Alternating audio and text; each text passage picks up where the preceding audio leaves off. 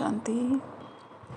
आज 12 जून 2025 की बाबा की साकार वाणी है। बाबा कहते हैं, मीठे बच्चे, तुम्हें अभी ज्ञान की दृष्टि मिली है, इसलिए तुम्हारा भटकना बंद हुआ।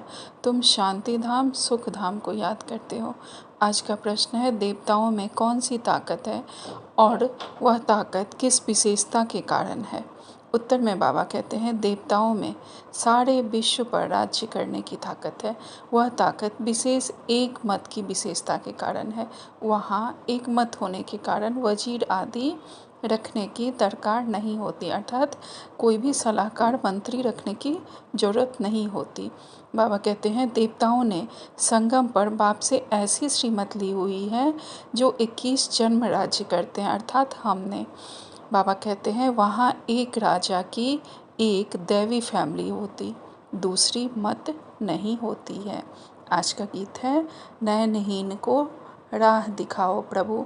धारणा के लिए मुख्य सार में बाबा ने पहली पॉइंट कही है, इस बेहद की सरकार को मदद करने के लिए कम से कम 8 घंटा याद में रहने का पुरुषार्थ करना, अर्थात बाबा को याद करने का। याद में जो माया विघ्न डालती है उससे घबराना नहीं है।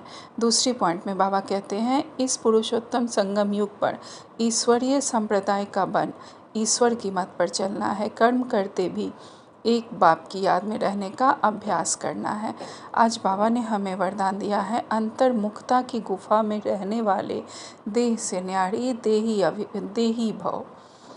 विस्तार में बाबा कहते हैं, जो पांडवों की गुफाएं दिखाते हैं वह यही अंतर्मुखता की गुफाएं हैं। जितना देह से न्यारे देही रूप में स्थित होने की गुफा में रहते हो, उतना दुनिया के वातावरण से परे हो जाते हो, वातावरण के प्रभाव में नहीं आते।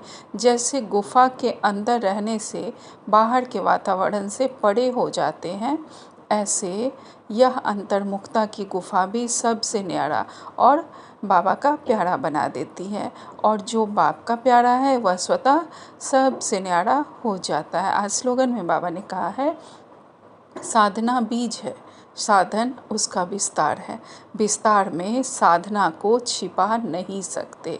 आज का अव्यक्त इशारे है, अंतर्मुखता की निशानी सदा सागर के तले में खोए हुए गंभीर मूर्त चेहरे द्वारा आत्मिक स्थिति के चिन्ह दिखाई देंगे।